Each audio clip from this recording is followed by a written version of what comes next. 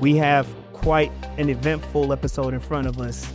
I think this is going to be a lot of fun. Off the air, when Sunday was asking questions, I was excited because the reason why we even do this podcast is for the benefit of people who have never watched this before. Sunday, you're a millennial, right? I guess I'd be so confused about what all those things mean. I'm an 80s baby, whatever that means. And Mel, you're a millennial. You're a younger millennial. We're elder millennials. I'm an elder. I made it. It starts at 1980. Well, it's because of that stupid barrier. So they have Zennials and then millennials, and I think the Zennial thing starts between 82 to 85. So then you're like a millennial. No, Zennial is the other one. We're X-millennial. Yeah, We're closer to Gen X. Zennial is closer to Gen Z. Yeah, there we go. Yeah. So anyway, whatever that means. We were teenagers in the 90s. That's all I care about. Yeah, basically. And so Sunday never really experienced Babylon 5. In fact, I don't think she cared too much about any television at all. Nonetheless, sci-fi television. So there's a lot that she missed. And she watched me watch this stuff, and For she you. was like, "Why does he really like this? Why does he really care about this?" And now she's watching. She's like, "Oh my god!" Like what was one of the questions that you asked earlier? The Centauri, minister, prime boss guy is just really aloof. Like, something's wrong with him. And I was struggling to figure out if every time one of their leaders gets into position, they go into this crazy state where, I don't know, something's a little off about this individual, or if he was the same character. And it also kind of makes me feel like they're all possessed in some kind of way. And I was struggling to recall if it was this sci-fi show or another one where a person had been possessed. And you told me that it was Lando, that did actually happen to him. Yeah, because what you saw was a flash forward from a past episode that was showing like their distant future. Oh. Yeah. And now that's happening. Kind of. You got to say. Got it. Yeah. Emperor Cartagio, the one that was before him, they mentioned how he had always been crazy, even since he was a kid. Kind of like some of the monarchs that Europe has had in the past, where they were like so inbred that they is quite right. Like that's what he kind of is. Yeah. Got it. Then you also have to think about the narrative message of the Centauri Empire, because right now I think they're the only ones that are an empire in this galaxy. There's like other types of governance and agreements going on, but they are the Imperials. But is there, Zazy's talking about having agreements and things, but they definitely not living by them. No, but I'm saying specifically the Centauri see themselves as an empire. They're like, we're an empire, we're imperial, that's who we are, that's what we do, we dress like this, we wear our hats like this. The others, like the Drazis, they are some straight up snakes, but they'll pretend to agree with everybody until they can pull some behind the scenes curtains so they could get over on somebody, because they were like enslaving that one what did they call it? The Infili? They were basically enslaving that species. They were stealing all their stuff. They were colonizers basically, but they're getting kind of whipped into shape.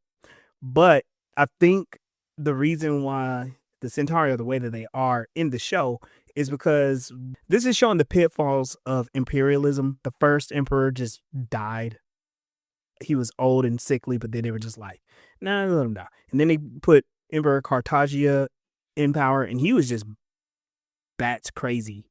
He was about to get the whole planet murdered, and they got rid of him, and they put the Regent in charge. And he's the crazy Regent too. He's crazy, but the thing is, he was supposed to be the good one. Mhm. He was supposed to be the good one, and Lando turned down the throne because he's like, oh, I can't do that. And the reason why he can't is because he has his vision of himself being murdered as the emperor. So there's something about imperialism that J. Michael Straczynski wants to say, but I think overall it's just when you try to become a centralized autocratic power, you put a target on your back and everybody wants that power. And so they're going to murder each other to get that power. It made me think about our presidents and how they will get sworn in, and before the end of their 4-year term, it looks like they've aged 20 years. Yeah. Yeah, I mean, part of it is because they all go in old as hell. Like they be getting like Alzheimer's and dementia and stuff. It's like y'all be going in there old already. Cause like how old was Joe Biden when he went? He was in his 70s, right? Yeah. And Yeah. he clearly experienced a cognitive decline.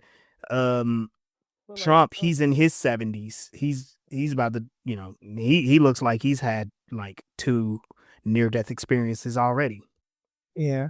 Well, like, I think the one that was most noticeable was Obama because he came hair out went. gray. Like, His hair, that hair turned white. No crack.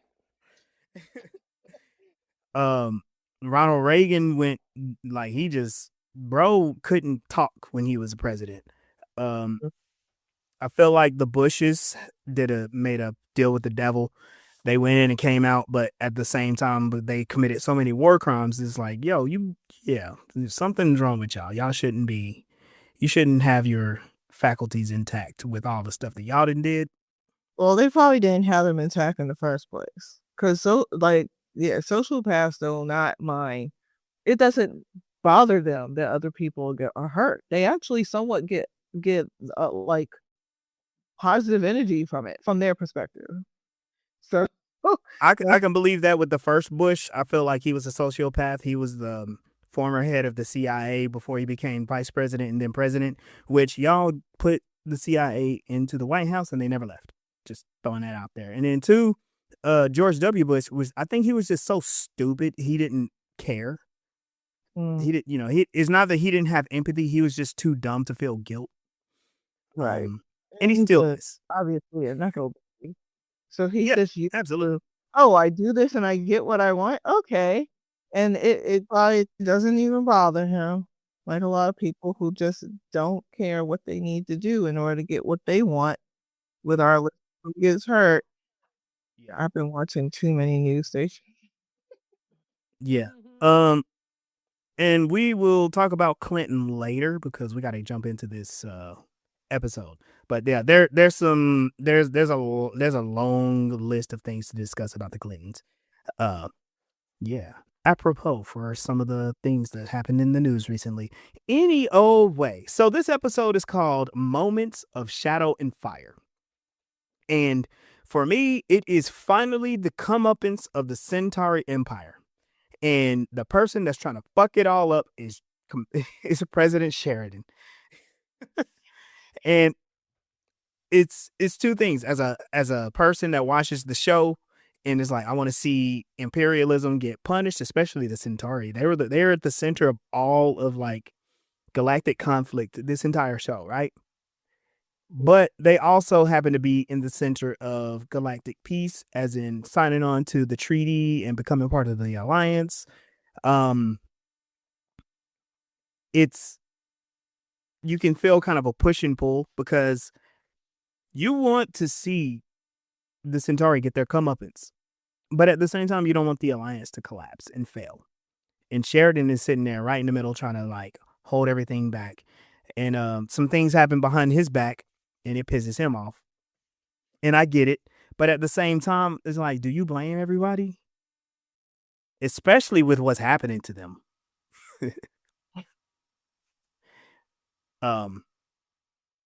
So, all right, what we'll do, we jump right into it. Where we left off last episode, the Alliance had agreed to sanction and punish the Centauri because they have the evidence that the Centauri were the ones doing all of the attacks on everybody's trade routes. And so we open up, we see that we have Captain Lockley is talking about all of that's going on. Like they're basically getting ready for war. And Lockley, who finally shows up in the show, God. You know, I was thinking like if it was Ivanova, I think we would have seen so much more of her. And that's so sad, you know? So they're talking about how Centauri is likely to attack Babylon 5 in retaliation, and that the other races are going to be lashing out. And so what's happening on Babylon 5, the Centauri residents on Babylon 5 are being attacked and beaten up and murdered. Dr. Franklin is the one that's, you know, heading up their care. They're finding dead bodies in the hallways and corridors. And it is wild. Oh gosh, there's so many real world things to talk about here. Cause like there's this delicate balance of do you sympathize with the Centauri who are getting attacked on the station, while at the same time condemning the Centauri Republic? They still represent the Republic. What are the everyday Centauri's thoughts and ideas of what's going on? Do they even know? You know what I mean? Yeah. Well, like when we saw the last war with the Centauri, they were in the hallways just agitating people.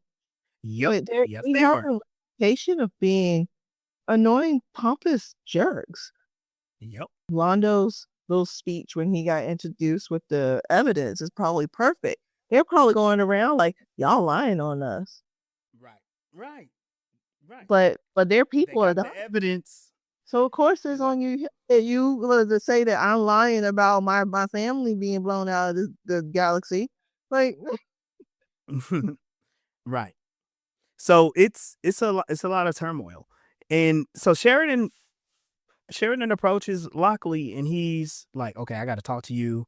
So I wanted to tell you that we've authorized the White Stars to engage in hostilities against the Centauri. And Lockley, she was trying to tell him like, hey, everything's cool as long as, you know, everybody stays where they are. We stay defensive. And Sheridan's like, no, we can't do that. And the reason why is because remember in the last episode, the Alliance said like, hey, you said you would sanction what we decide. So you showed us it was the Centauri who were attacking us. We about to go whoop their ass. And Sheridan's like, all right, you want a war? You got a war. So he goes straight to Lockley. He's like, look, they wanted to go to war. My hands are tied. And Lockley is like, damn it. Now we got to defend Babylon 5 because we're a sitting target right here in space just hanging out. So all of that, like, it's kind of like a perfect storm of things going on. We switched to see that Sheridan and Delenn are having their conversation. And I thought this was so funny because Delenn, remember how we always talked about Delenn? She always has like something up her sleeve. She always be knowing something. She's holding stuff back. Sometimes I be thinking she's a telepath.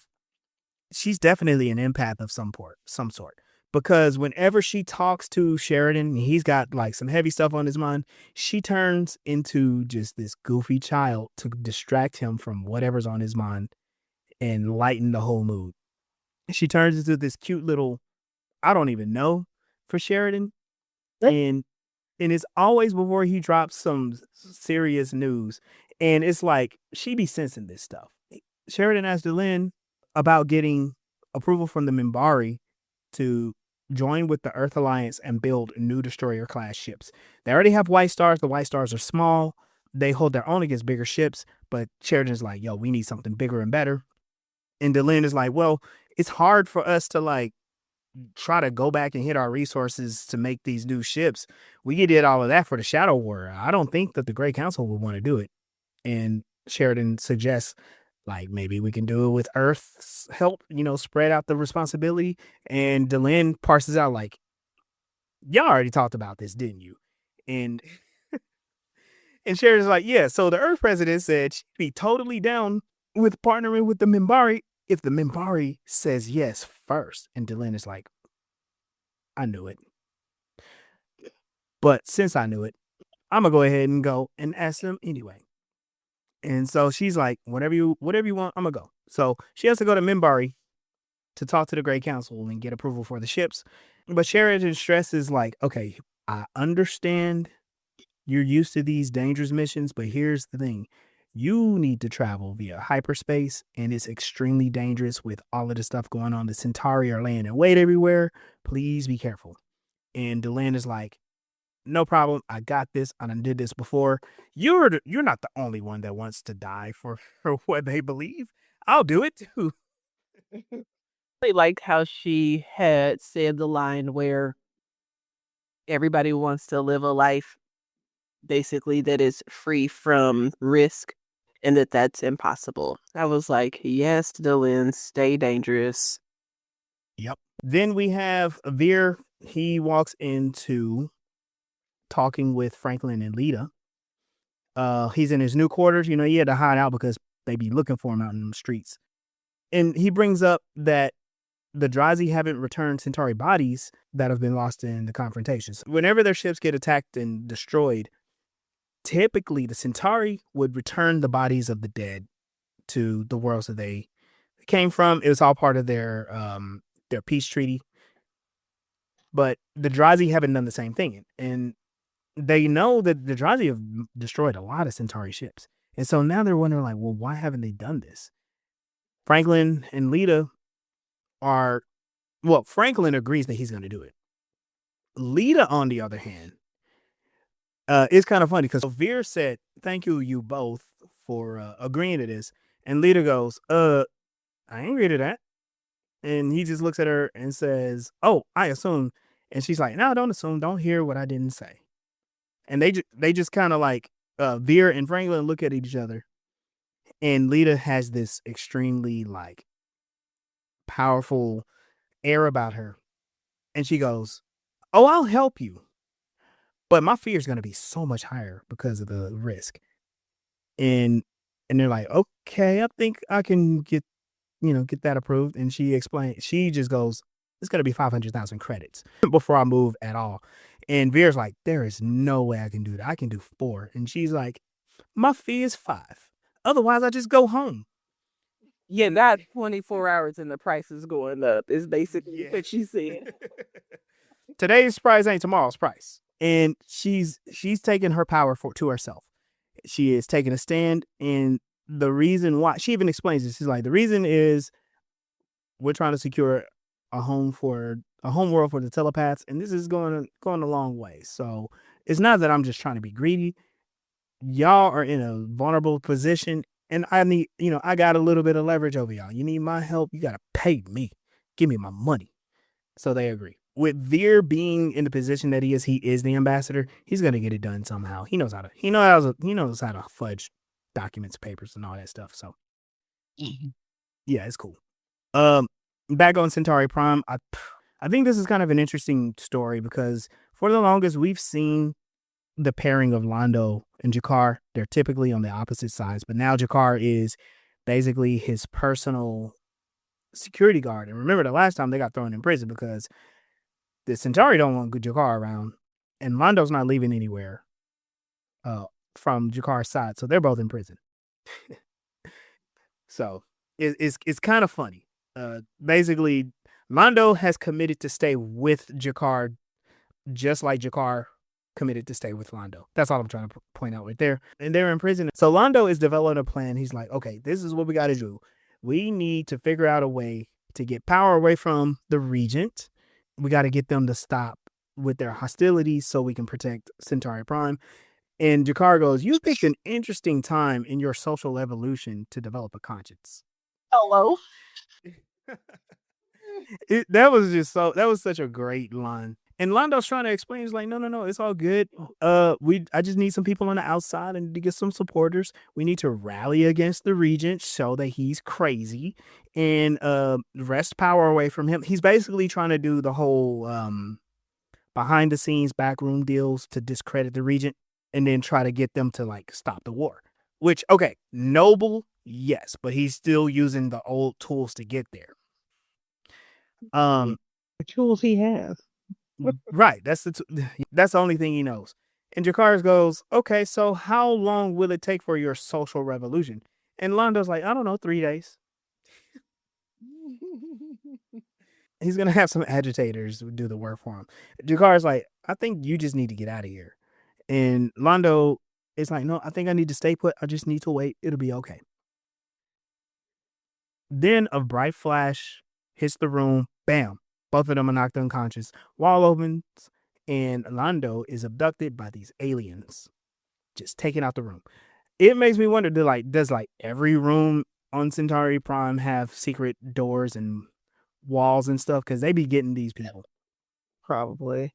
And then that coming right after the scene where Franklin and Lyta are being sent to go find out what happened to the Centauri bodies, and then we get to see a Centauri body get snatched. Right. Just get taken. Yeah, I like how you pointed out that parallel. There's some really cool imagery that's being shown on in this part, and I think that's why I like this episode, because it's more of a mystery episode. I mean, yeah, we're seeing hostilities towards the Centauri, but that's not the focus. The focus is like, what is really going on? What is happening behind the scenes? For Lando, this part honestly is really quick. He gets willed out unconscious, and he's surrounded by those alien looking things. They kind of look like the big-eyed aliens that everybody draws, but their faces kind of are more contorted. Yeah, they look brainy. And they're these aliens are pinkish. They like human colored skin, and it's gross. But I think that the makeup is great. It looks wonderful. I wish they would show more grotesque aliens like this. And honestly, okay, I was thinking about this the other day.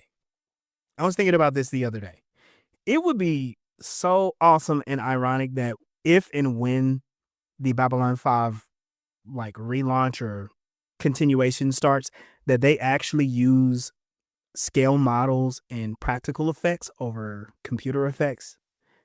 That would be so awesome. Imagine them being, having such a realistic feel to it compared to a lot of the sci-fi that's been out.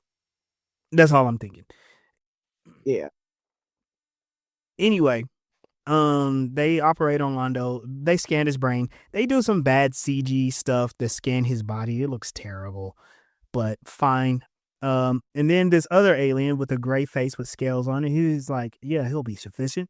And you're starting to feel something extremely nefarious is happening for Lando.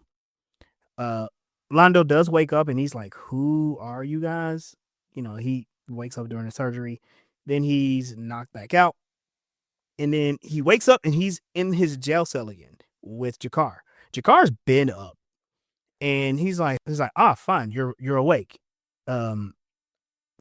He made a joke about him snoring and all of that stuff, and Lando was like, yo, I gotta get out of here. Something ain't right. And then he's like, we gotta come up with a plan. How do we get out? And Jakar's like, I got a plan. And he starts to make this weird face, and Lando's like, what are you doing? He's like, I gotta concentrate. And yeah, so Jakar concentrates and induces vomiting, which apparently, I don't know, maybe a projectile, but whatever it is, it's gross. We don't see him throw up, but it's disgusting. It's grotesque. It's stinky. And basically, they're able to get the guards to let Lando out, and he's about the palace. So it's a funny little comical part. I do think it's gross that people that can just throw up on command, because what is wrong with y'all's esophaguses? And it also kind of made it feel like it was an alien thing, especially since he's been complaining about anything remotely sensory when it comes to the Narn. So he's always eating too. Yeah. He's always eating something. He's like, what are you concentrating on? I was like, last night's supper. Like, when did you eat, bro? They probably gave him, what is it, Spoo? Something like that. I don't know. Back on Babylon 5, Lockley and Garibaldi are having a conversation with the Drazi and the Narn ambassadors. And hey, the Narn have another ambassador up there. This one is Natok, not Natoff. I was so thrown off by that name. I'm like, ain't Natoff a woman's name? But it's Natok. And so, okay, cool. Y'all got around that. And they're basically saying they're holding their own against the Centauri. with the aid of the White Stars, but they're not going to help each other. And the reason why they're not going to help each other is because nobody's going to listen to anybody else's commands. And so it's like, we'll do just fine. It's all good. They're basically stonewalling Lockley. And I'm going to ask a really important question. And I want y'all to think with me on this. Why is Garibaldi in that room?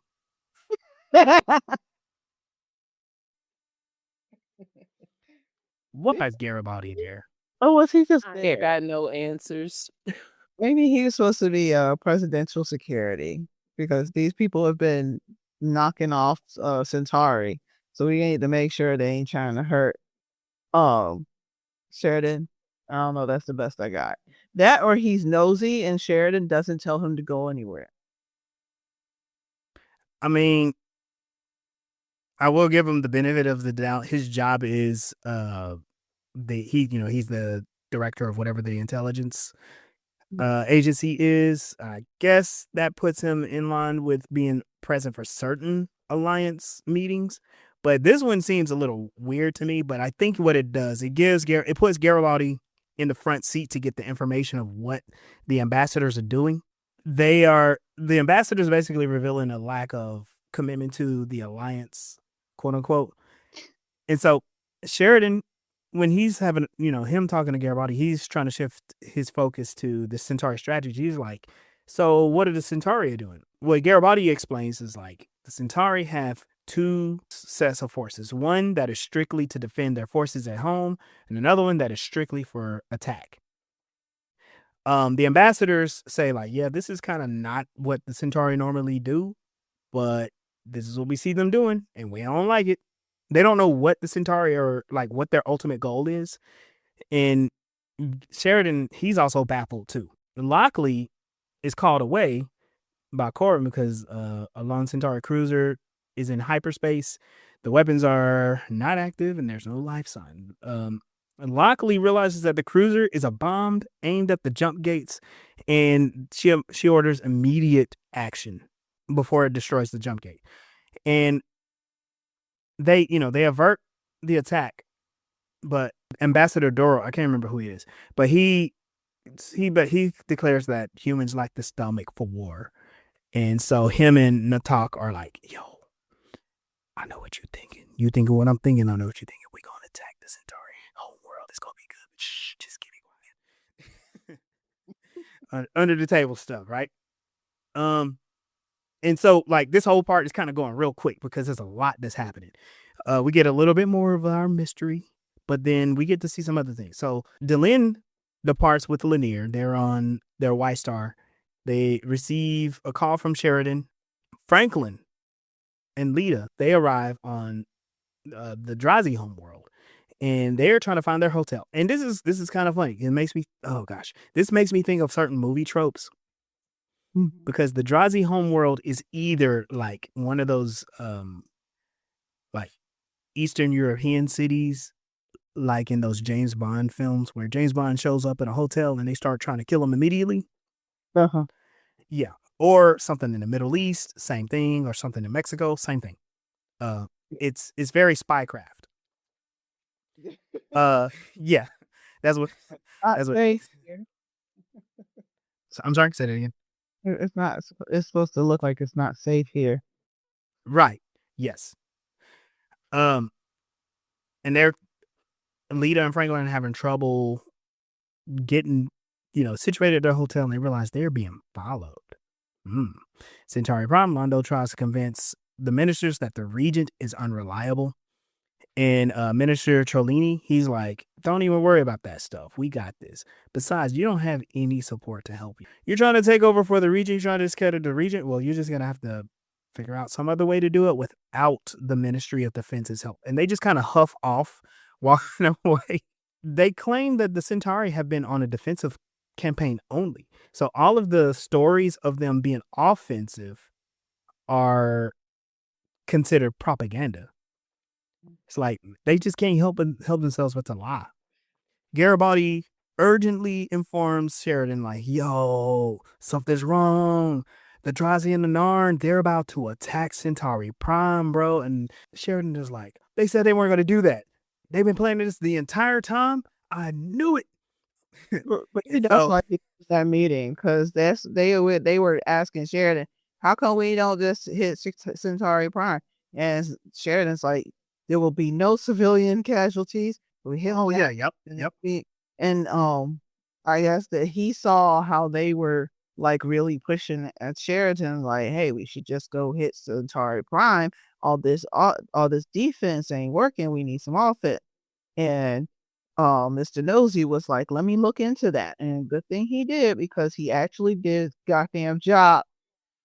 For one whole episode in 5 seasons, he figured it out before the shit went down.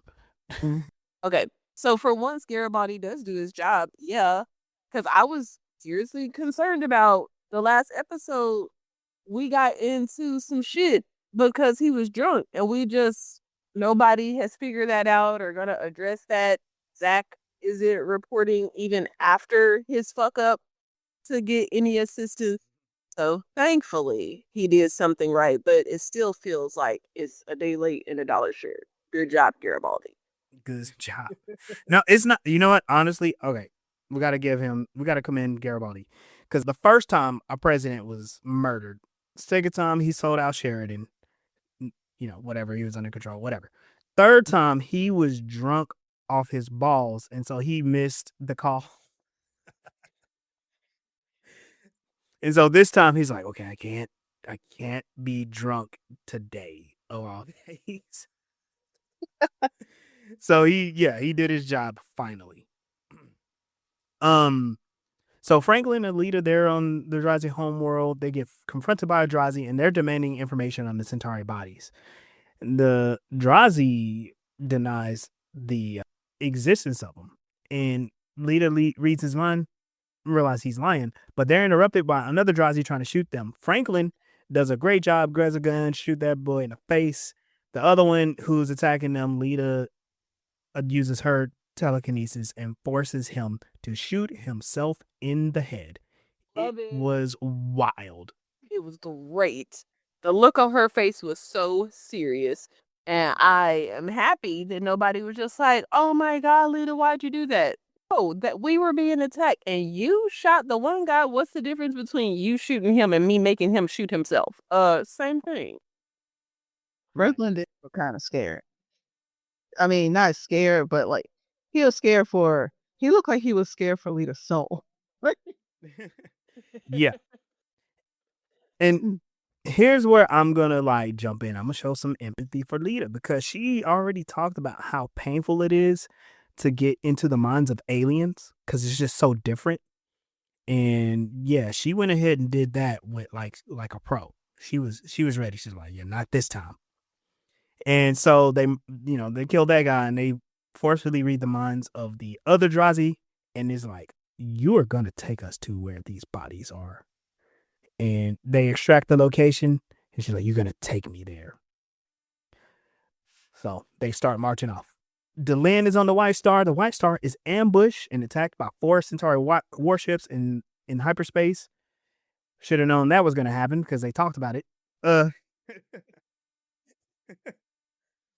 Franklin and Lyta, they arrive at the scene of this large room filled with black pods. And Lyta's like, is this it? And the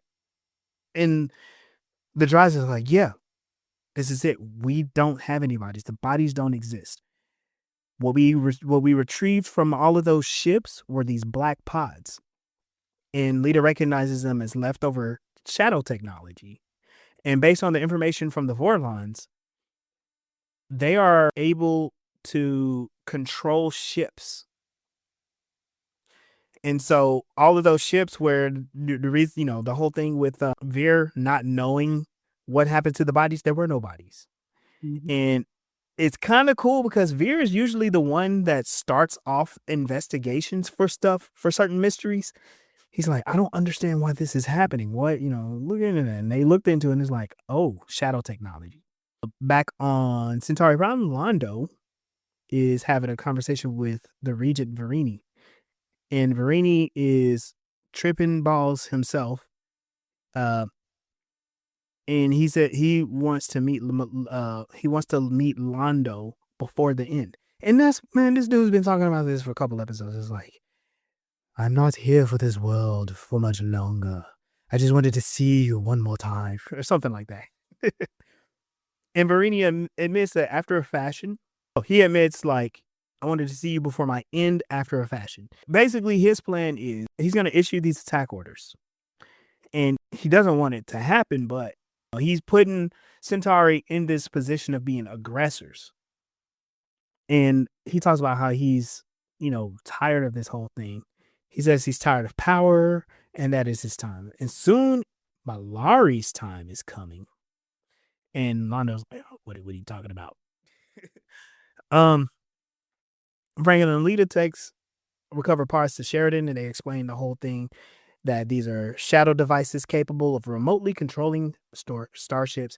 And Sheridan puts all the pieces together, and he deduces, like, oh, so the attacks was a non-conventional strategy. This is why you have so much of the Centauri forces on defense, while you have some that are on offense, but we can't recover any bodies. It's deliberate provocation because they want all of these Alliance force ships to come to Centauri Prime. And he's like, oh shoot, this is bad, because he had the whole warning about, like, this is going to get civilian targets. Well, what happens when you get the entire force over to one planet? This is basically them about to commit genocide. Now, I'm going to say this because this is a fictional show, and I don't feel bad for saying this, but again, the Centauri, it's been a long time for their comeuppance. This has been coming for a long time. But I'm not a genocidal person. Like, you don't need to, like, bombard and destroy the planet. You just blow up their ships and go home. Be like, y'all can't do that no more. Section their Really section their hard trade. for me. Yeah, it was her. This was really hard to watch because it's really messed up that the citizens of Centauri are about to take a L, but y'all wasn't concerned about it when y'all did the very same thing to Narn. And because intellectually I can understand the tit for tat of it, I'm just not some kind of warmongering, awful person. And I do have compassion, for anybody who is going to, like, suffer, especially seeing as how they are a part of a monarchish regime. I could be getting that wrong, or a fascist regime. Let's say imperialistic, and they do rely on fascism. Okay, so an imperialism where the citizens aren't making these decisions and choices, they are also victims in the situation. Oh, and it's just like a really difficult moral dilemma to say whether you're in favor or against what's about to happen. Yeah. Because I see two parallels. Like, was it France during the Renaissance with not the Renaissance, Revolution. Oh yeah, the Orange Revolution. Yeah. Like, you had the aristocrats just being assholes to everybody, assholes to other countries, assholes to their own people. And if they had the technology at that time and it pissed off the wrong country, all those starving people in the streets who are also victims of the aristocrats would also suffer. And as far as, like, an actual country that is currently harassing the other countries when they really don't need to, if other countries would retaliate, that would be us. Like, that we are those citizens that, like, really don't want this to be happening, but our country is doing it. I get what you're saying. For the real world parallels, you know what? I think we're gonna have to save that for a side mission. And speaking of which, like, we've been talking about side missions for a long time. I've been keeping record. I have a notepad full of them. And we're almost done with this season. We got like 6 more episodes after this. So we'll have a little bit of time to, like, go through, review what some of the topics that we said that we would talk about later. And so we could probably do, like, some quick hits a little bit later. But yeah, this is definitely one of those that we'll have to spend a little bit of time on at another time. The Regent acted alone. A rogue faction within the Centauri government is responsible, or a third party is manipulating events without the Centauri's knowledge. I think this is what the Regent is trying to like convince Lando of, or Lando. Yeah. I wrote this down and I can't remember where it came from, but those are the three possibilities. Lanier and Delenn, they survived their attack, but their ship is completely like it's hanging on by some bubble gum. This thing is like falling apart. So y'all better get Lanier- meditating. But I'm trying to figure out how Lanier woke up, checked on the comms, knows what's going on with the people down below, knows the condition of the ship, all before hobbling over to see if Delenn is even alive, and then has a broken leg in 2 places. Sir. He probably got in the chair and just used the comms to talk to other people on the ship. I mean, it just felt like Lanier he did a knows. lot. Yeah, well, he does a lot. Lanier Yeah. does a lot. He knows what he's doing. Remember, he finished Garibaldi's motorcycle that afternoon. And learn Japanese to do it. He's an overachiever. He is thorough. Also, I mean, under an attack and you survive it, the first thing you do is like, how long can we live in this thing? And then it's like, am I the only one alive? And also, you might think like he doesn't want to know yet if Delenn is alive or dead. So then he checks on her last. It's like, okay, cool. She's alive. We got a few minutes of life support. We can figure something out. But they're drifting in hyperspace. And they're off of the hyperspace beacon. So there's a extremely slim chance of them getting rescued. And Lanier is not sure if their distress signals is even active. So it's like, okay, we're alive on this boat, but we don't know if we can actually do anything. We might just die out here. Yeah.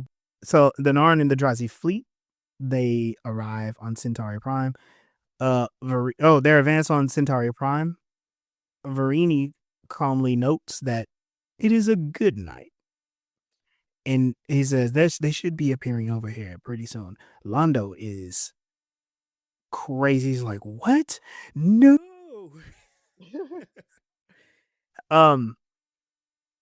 He's like trying to figure out like, what do I do? Because he's like, okay, he's crazy, but I know he's really crazy because he's basically inviting this opposing force to come and just destroy our planet.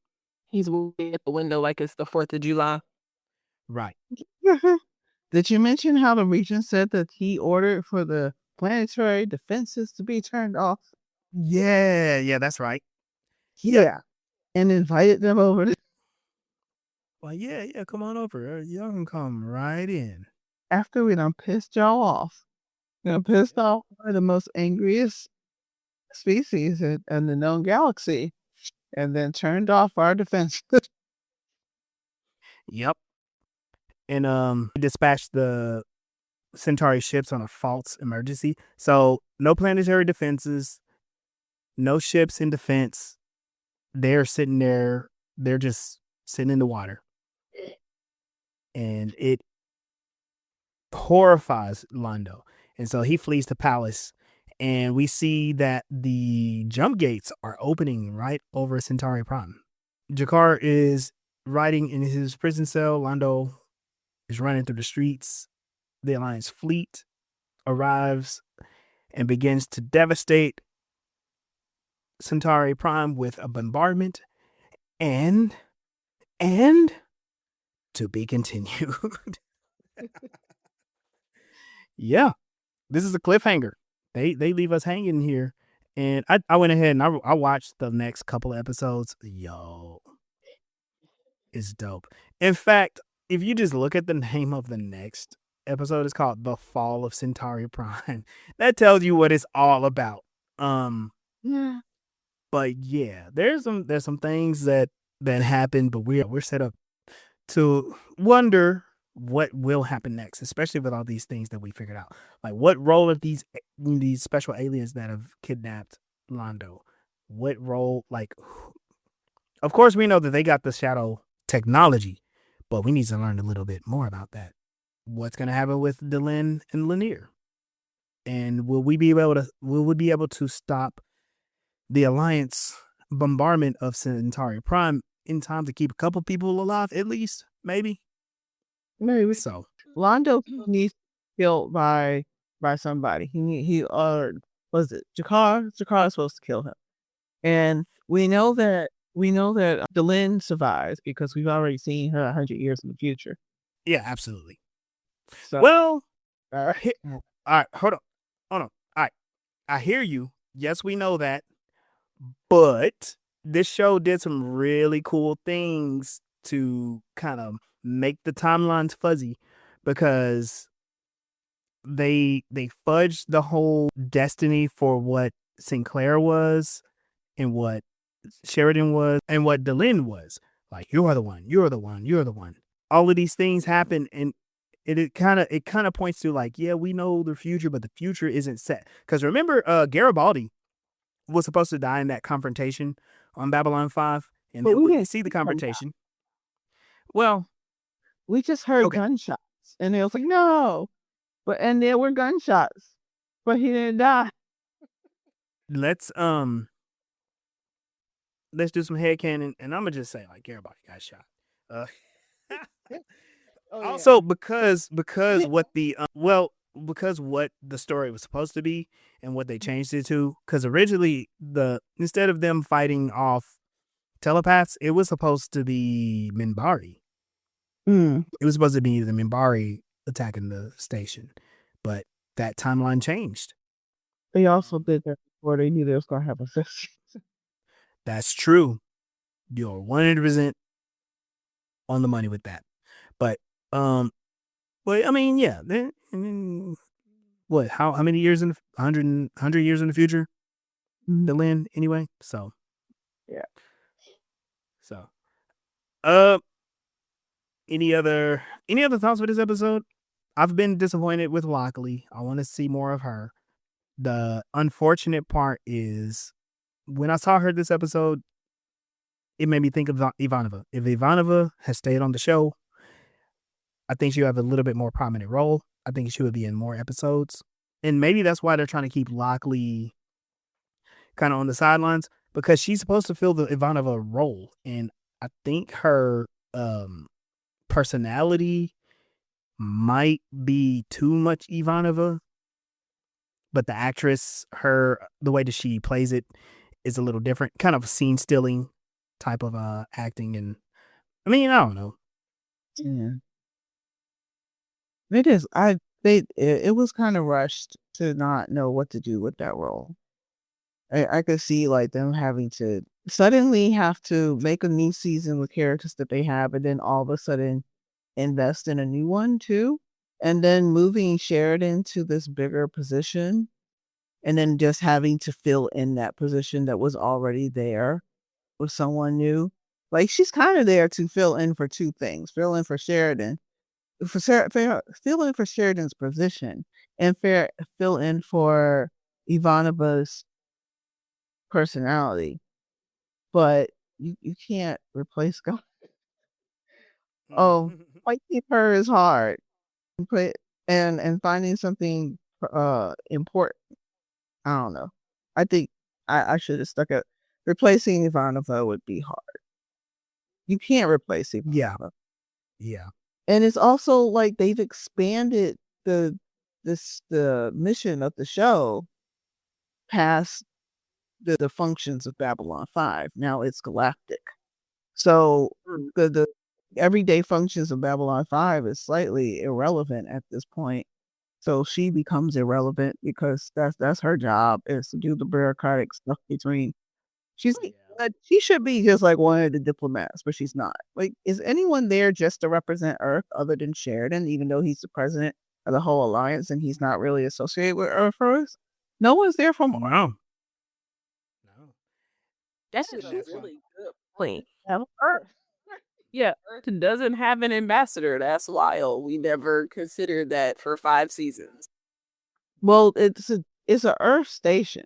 Earth was supposed to own the station until they started the Civil War. which And it was a meant, military installation too. So yeah, the captain was the representative of Earth. right. So that But means kind of Lando would be the representative for Earth, but he's going to talk to Earth. He's not talking to Lockley. Or did he talk to Lockley? That's what their 3 a.m. discussion was. yeah. It didn't feel like it. Yeah. And Garibaldi being appearing sober. Or a functioning alcoholic. He could have been drunk. Hello? That part. He was just Yeah, functioning. he could have been drunk the entire time. That is Yes. true. At least he did his job. And this time he wasn't delivering me a pizza drunk. Yeah. All right, let's get on out of here. We got a lot to look forward to in the next episode because this is a 2-parter. So thank y'all very much for joining us for this episode, this edition of Voices in Hyperspace. You can find us on TikTok, Instagram, and YouTube. Be sure to find us, like, follow, and share to your friends at Voices in Hyperspace. We're also going to be on all of your favorite streaming services, the big ones, Spotify, Amazon, Apple, all that good stuff. I'm Legendary Black Lion. You can find me on Instagram and TikTok at Legendary Black Lion. Be sure to contact us and continue the conversation. I'm Mel Asylum. You can find me at melsrebellion.com. You can find me on TikTok as Mel Asylum. And you can find my book, Unreading the System, on Amazon, Lulu, and TikTok Shop. And if you buy it on TikTok Shop, I will personally sign it. Oh, yeah. Hey y'all, this is Sunday. You can find me at a poker table. Until next time, we'll see you out there. Peace.